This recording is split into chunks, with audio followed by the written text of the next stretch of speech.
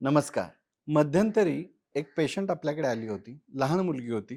साधारण 6-7 वर्षच वय होतं आणि त्या मुलीचे केस खूप पांढरे झाले होते. ज्यावेळी हेअरची हिस्ट्री टेकिंग करायला लागलो, त्यावेळी समजलं, की पांढरेपणा हा जास्तीत जास्त वेफर्स, कुरकुरे किंवा अशा पद्धतीचे तत्सम फास्ट फूडमधले गोष्टी ज्याच्यामध्ये मिठाचं प्रमाण जास्त असतं, तो खाल्ल्यामुळे आला होता. आणि म्हणूनच एकूणच त्या मुलीचं तर परीक्षण केलंच. तिला काही औषध-उपचारही केले. 3-4 महिन्यानंतर तिचे पूर्ण पांढरे झालेले केस काळे सुद्धा झाले. त्याबद्दलची कारण मीमांसा मी नंतर घेतो.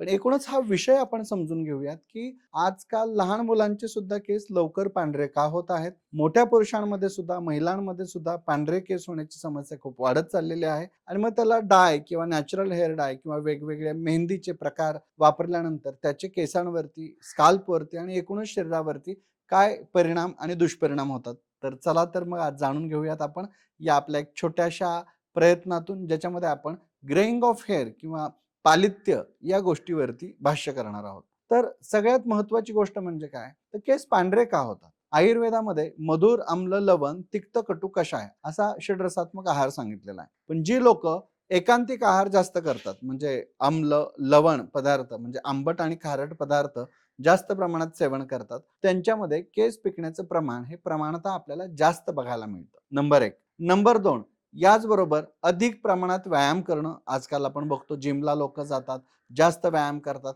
त्याच्यामुळे शरीराला न्यूट्रिशन कमी पडतं. शरीर केसांचं न्यूट्रिशन काढून घेतं आणि मग केस पांढरे व्हायला लागतात. आम्ल सेवन म्हणजे लिंब खाणं, चिंचा खाणं किंवा अगदी आम्लरसात्मक गोष्टी जास्त आंबट शौकीन अगदी म्हणूयात त्याला, किंवा पाणीपुरीमधलं पण ते जे सल्फ्युरिक ॲसिड वेगवेगळ्या पद्धतीने आम्ल करून वापरलं जातंय, त्या पद्धतीच्या ज्या गोष्टी आहेत त्यांचं सेवन अधिक प्रमाणात होतं. लवण रस, मद्यपान, दिवा स्वाप या पद्धतीचे हेतू ग्रंथात सांगितलेले आहेत. आजकाल लोकं ऑकेजनली म्हणत रोजच मद्यपान करतात, सिगारेट स्मोकिंग करतायत, रात्रीचं जागरण करतायत. या गोष्टींचा परिणाम होऊन आपले केस लवकर पांढरे व्हायला लागतात. त्याचबरोबर महिलांमध्ये आजकाल तेल लावण्याचं प्रमाण खूप कमी झालेलं आहे. काही जण तर आठवड्यातून एकदा किंवा 15 दिवसातून एकदा फक्त तेल लावतात. तेल लावल्यानंतर आमचं डोकं खूप चिपचिपं वाटतंय अशी त्यांची तक्रार असते. पण तेल न लावल्यामुळे, केसांना न्यूट्रिशन न मिळाल्यामुळे हळू केस पांढरे व्हायला लागतात. एवढंच काय, अनेक जणांमध्ये खाण्यामध्ये आजकाल पॅक्ड फूड, टीन फूड वापरलं जातं.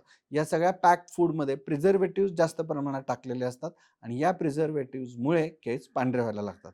आमच्याकडे तर आजकाल खूप यंगस्टर्स केवळ भुवयांचे केस पांढरे झालेले आहेत, केवळ पापण्यांचे केस पांढरे झालेले आहेत. माझं वय नाहीये तरी दाढी मिशाचे केस पांढरे होऊ लागलेले आहेत. अशा प्रकारच्या समस्या घेऊन येतात. काही जणांना छातीवरचे केस किंवा शरीरावरचे केस सुद्धा पांढरे होऊ लागतात. गुप्त अंगांमधले केस सुद्धा, काखेतले, जांघेतले केस सुद्धा त्यांचे पांढरे होऊ लागतात आणि मग ही गोष्ट त्यांना त्यांच्या वयापेक्षा लवकर होऊ लागली की अस्वस्थ करणारी सुरू होते. मग हे असं का होतंय आणि याच्यावरती काय उपचार आपल्याला करता येऊ शकतो, याकडे लक्ष देणं खूप गरजेचं आहे. तर सगळ्यात पहिला उपचार म्हणजे ज्या चुकीच्या गोष्टी आहेत त्या पहिल्यांदा टाळा. रात्रीचं जागरण टाळा, मद्यपान टाळा, smoking, cigarette smoking, packed food, tin food खाणं टाळा.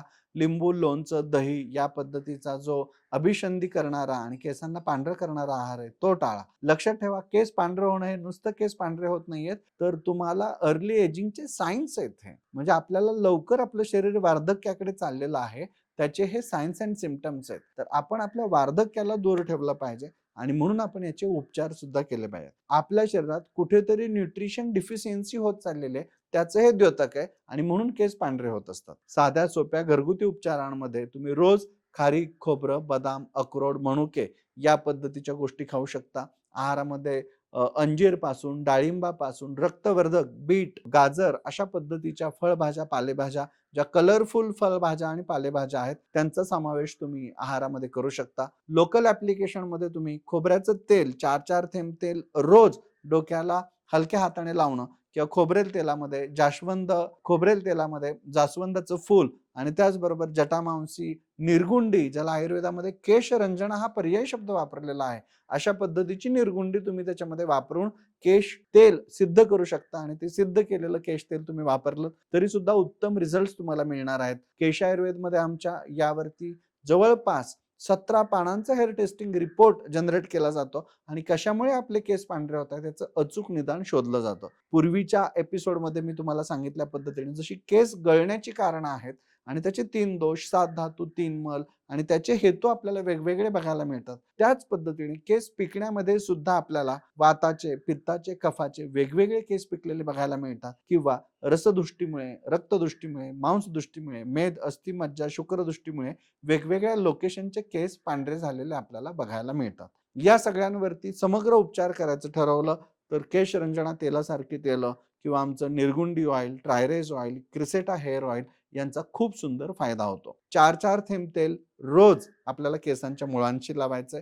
याचबरोबर unwanted hair wash, chemical hair wash आपल्याला टाळायचा आहे. जास्त शॅम्पू लावून केस धुतल्यामुळे सुद्धा अनेक जणांचे केस पांढरे व्हायला लागतात. तर तुमच्या स्काल्पला अनवॉन्टेड केमिकलचा संपर्क टाळा. नॅचरल हेअर डाय पावडर सारखे उपचार ज्याच्यामध्ये नैसर्गिक पद्धतीने बनवलेली मेहंदी, निर्गुंडी, जटामांसी, आमलकी, असाणा यांनी तयार केलेली एक पावडर ही तुम्ही केसांना नियमित लावू शकता. दह्यामध्ये काही वेगवेगळे लेप आहेत किंवा पूर्वीच्या काळी तर अंड्याचा बलक सुद्धा लोक केसांना लावायला वापरायचे. पण त्याच्या काही विधी आहेत. कोरफडीचा गर सुद्धा तुम्ही केसांना लावायला वापरू शकता. जास्वंदापासून सिद्ध केलेली तेल तुम्ही केसांना लावायला वापरू शकता.